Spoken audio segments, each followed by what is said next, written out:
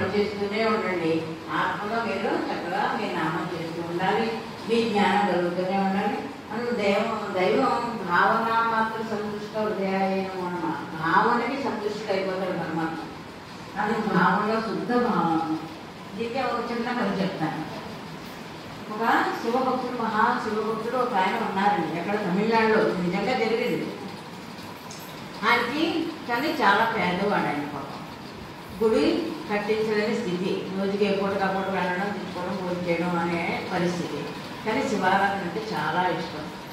నా శివుడికి ఎలాగైనా సరే గుడి కట్టాలి, నా శివుడికి పెద్ద గోపురాలు కట్టాలి, నా శివుడికి నిత్యం ఆరాధన చెయ్యాలి, జపం చేయాలి, ధ్యానం చేయాలి, దూపం వేయాలి, దీపాలు వెలిగించాలంటే ఇలా కలలు కంటూ ఉండేవాడు. ఆయన స్వామత చూస్తే రోజు గుడికి వెళ్ళే స్వామత కూడా లేదు. ఆయన ఆలోచనలు చూస్తే పెద్ద పెద్ద గుళ్ళు కట్టేయాలి, 7 ప్రాకారాలతో గుడి కట్టేయాలి, పెద్ద పెద్ద గోపురాలు కట్టేయాలి, ఇలా భావిస్తూనే ఉండేవాడు. ఇలా భావిస్తూ రోజులు అలా గడుపుతాడు. అదే రాజ్యానికి రాజు, ఆయన కూడా మహాశివభక్తుడు. ఆయన శివభక్తుడు అయితే రాజు కట్టుకుంటే నోట్లు లేదని ఆ రాజుగారు పెద్ద శివాలయం కట్టి పెద్ద పెద్ద ప్రాకారాలు కట్టేసి పెద్ద పెద్ద గోపురాలు కట్టి పండితులందరినీ తీసుకొచ్చి ప్రతిష్ఠకి అలవాటు చేస్తూ ఉంటారు.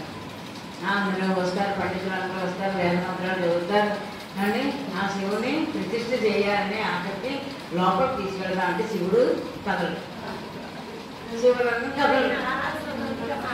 రాజు అయ్యో ఇదేంటి శివలింగం మనం ఇంత అలవాటు తెలిసి ఇంత గోపురం కట్టి గడి కట్టాము, శివుడు అయ్యో ఈ శివుడు కదలట్లేదు, ఏం లోపం చేసామో తండ్రి ఏమిటి ఆ లోపం తెలియజేయంటే అందులో ఒక ఆయన మటుకి మా ఊళ్ళో ఒక మహాభక్తుడు ఉన్నారని ఎవరు కలుగుతున్నా కదలట్లేదు. ఇది మా ఊళ్ళో మహాభక్తుడు ఉన్నాడు, ఆ భక్తుడు ఎప్పుడు శివ శివ శివ అంటూనే ఉంటాడు, శివనామం తప్ప ఏమీ లేదు, నా భక్తుడు ఒకసారి పిలుద్దామా అని రాజుగారికి సంభాషిస్తాడు.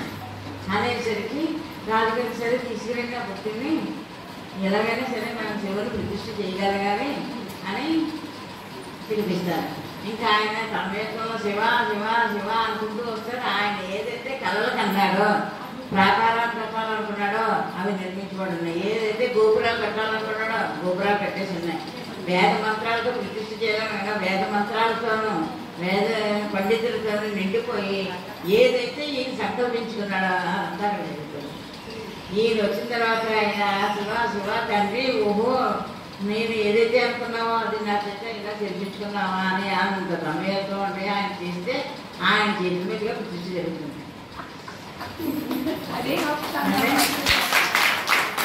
దీనికి అర్థం ఏంటి అంటే మన చేతులతో చేయక్కర్లేదు, భావం